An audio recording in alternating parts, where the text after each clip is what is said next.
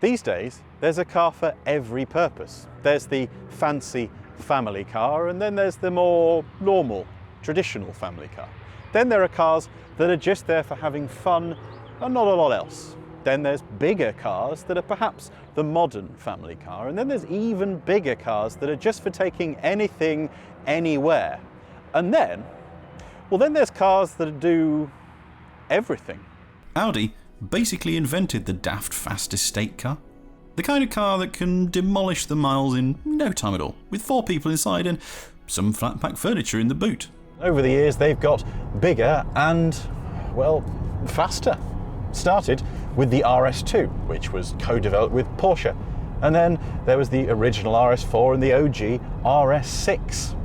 Those last two have been around for nearly 2 decades. And while they started out as very, very fast estate cars, they're now the kind of machinery that can launch satellites a very long, long way. Okay, so it wasn't actually designed by SpaceX, but some of the numbers are so impressive, it may well have been. Here's some things you need to know.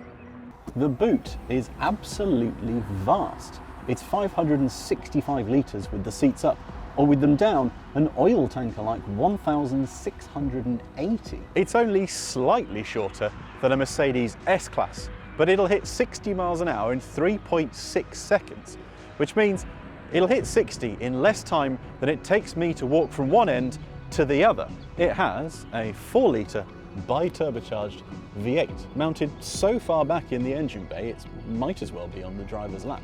There's a nice round 600 horsepower and 800 newton meters of torque, and it'll do 155 miles an hour, which is limited, but then that is 2 point a bit times the national speed limit. So, you know.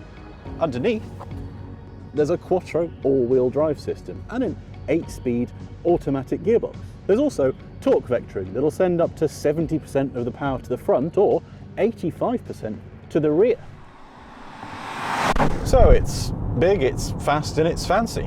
But then so's SpaceX's Falcon Heavy rocket, and that thing's not exactly sprightly through the corners.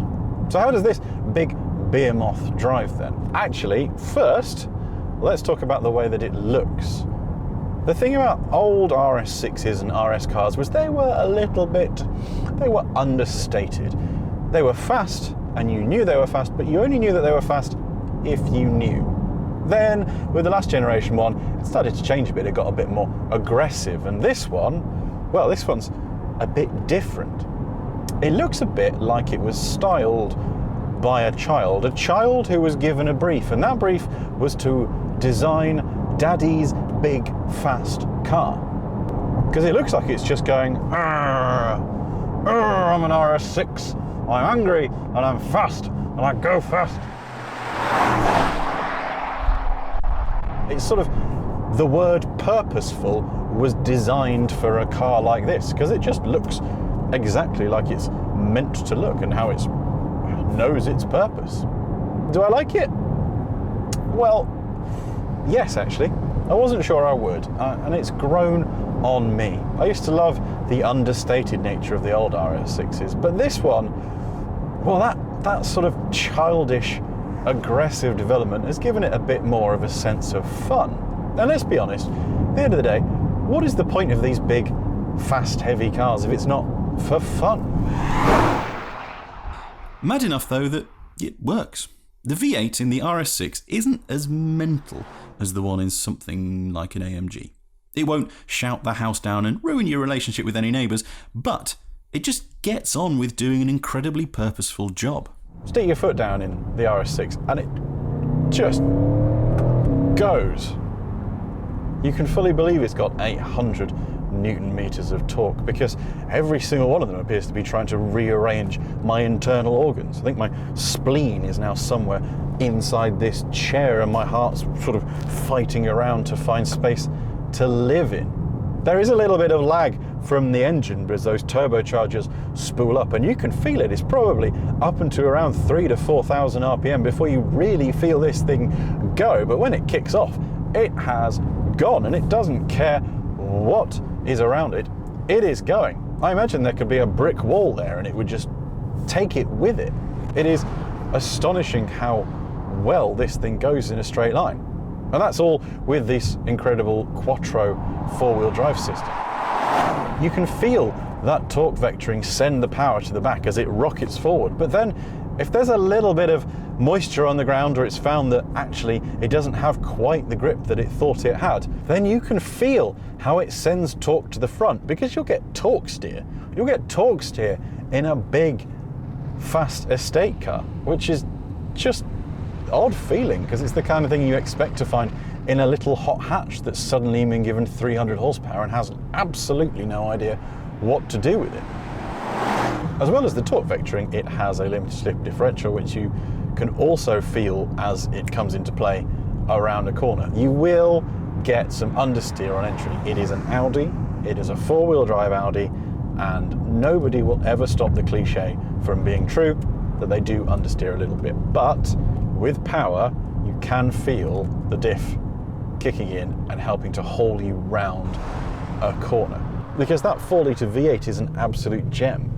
And just wanging this thing from 0 to 60 miles an hour, or even better from 30 to 70, where it really can move, is just the greatest fun.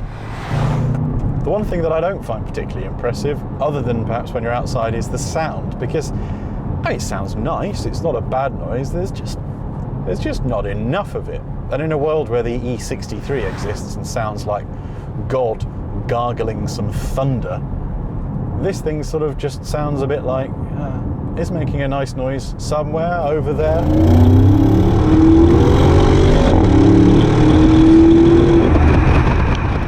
And it is actually heavier than both an E63 and the old RS6. The old RS6 was about 1,950 kilograms, and this is 2,060, so it is a big car.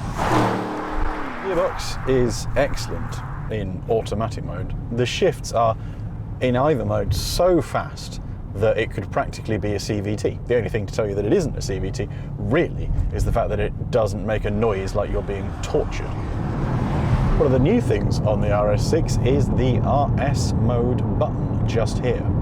That is a bit like the M buttons you get on an M BMW, where you can set up how you want everything to be with your own customized version. It's a bit like having a dynamic mode, but it being everything that you want. The difference is, here there's just the one RS button. BMW give you two, because you can set up two different things. And you can set up two different personalized setups here, but you've got to cycle through all of them to get there. And if you want to then get back to normal, you've got to go through. So there's an automated system set up on this one that has the traction control turned off.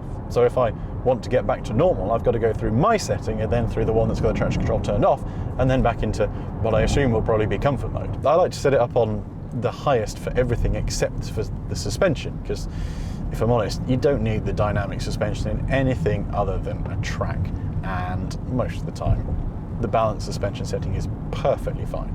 Even when you've got the steering in dynamic, it's still quite light, and it's not really giving you a massive amount back, but you know, it's better than the really simple version it has in comfort. The RS6 comes as standard on air suspension, which is incredibly comfortable, and in comfort mode, and to be honest, perfectly fine in all the rest of its modes. But if you are looking for an RS6 you want to go and track semi-regularly, you're going to want to put it on the optional suspension, but then this car is £90,000 to begin with, so think about how much that sort of sports suspension really matters to you. The interior, well, it's really nice, isn't it? It's peak Audi, this, isn't it? Integrating everything nicely, nailing everything together as it should be. And the design is very nice too.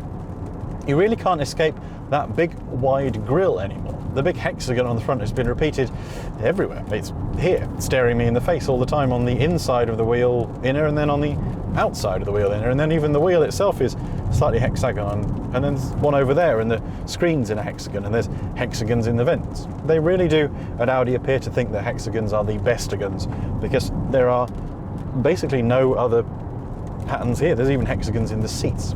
My only issue with the interior is it just doesn't feel RS-y enough.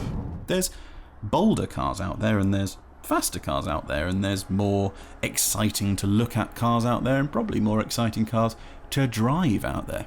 But there's nothing out there that combines every single one of those things and enough space to fit half of the population of Chichester into one car.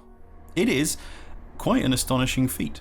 Even though it's got some foibles and some of Audi's old eccentricities about the steering, the RS6 is still something that stands completely on its own. And in reality, it'll keep selling because of that.